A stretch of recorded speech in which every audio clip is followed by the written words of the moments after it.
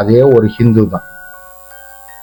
ஏன்னா இந்த அரசியல்வாதிகளுக்கு ஹிந்து, முஸ்லிம், கிறிஸ்டின் இவங்களுக்குள்ள ஒரு தனித்தனியா நிக்க என்ன பண்றாங்க, இந்த வர்ற இஸ்லாமியரை பார்த்து பதில் சொல்றானோ இல்லையோ, அந்த டீ குடிக்கிற அத்தனை பேருமே இந்த ரெண்டு பேத்தையும் ஒரு விசித்திரமான ஆளை பார்க்குற மாதிரி சொல்லும் போது அது மதவாதம் அல்ல. ஜெய் ஸ்ரீராம்னு சொல்லும்போது அது மதவாதம்.